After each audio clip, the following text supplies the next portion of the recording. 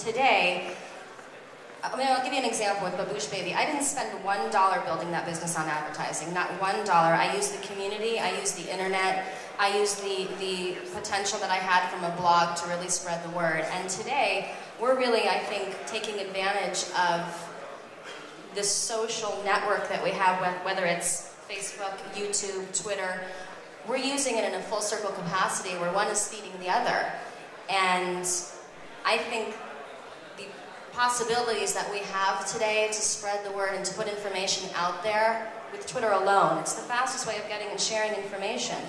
We don't have to go buy that ad. We don't have to spend that money. We don't have to make that commercial. And it's, you know, it's bittersweet, especially for me being in the industry, but times are changing and the advertising, the traditional way of spending money on advertising is very different than what it used to be. And fortunately for us, we're taking advantage of all the social media tools that are available to us.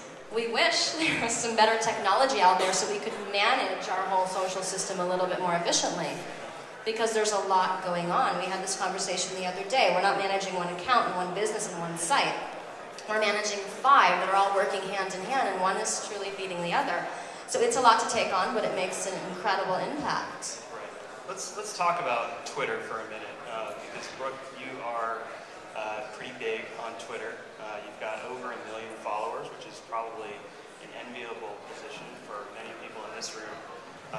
You're within, I think, the top 50 of everyone on Twitter. You've only been doing it for about 7 months. By the way. Right. So, but not every celebrity is in the top 50 of Twitter, the top 100, or the top 1,000. So it seems like it can't be just that. So what besides your celebrity, your recognition, do you think is helping to drive that following? You know, it's interesting. I think a lot of celebrities are not on Twitter. I think there are a number of reasons. I think you ask yourself, which I asked myself way back when Lisa's husband forced me to set up a Twitter account back in January. Really, why? Why am I doing this? Why do I want to let everybody in? Why do I want to tweet out my every move? Why do I want to give people such personal and intimate information? And when I began to really understand the possibilities and the formula and how to make it work for me and how to make it work in a sense that I can drive traffic and I can drive people to where I want them to go via Twitter, it all started to make sense. But for me, I don't just tweet out what I'm doing. I do a little bit of that. I've got sort of this 80% personal, 20% business formula. I spend a lot of time replying. I try to figure out what people are responding to, how I want to word things, which is so important on the internet, just the choice of words, even though we maybe want to say the same thing, but there may be a better way of saying it in a short amount of characters.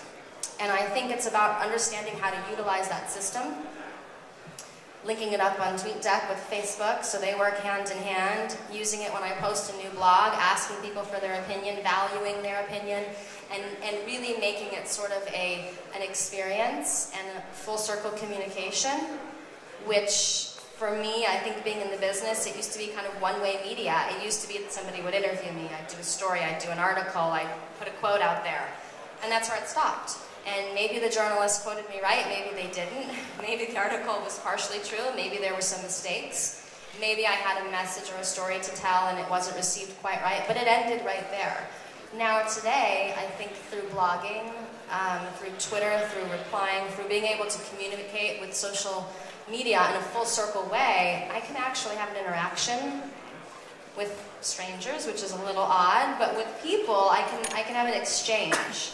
And that's really what drives the community. I can let people in, I can share, and it's a full-blown experience. We were never able to do that before, especially in the entertainment business.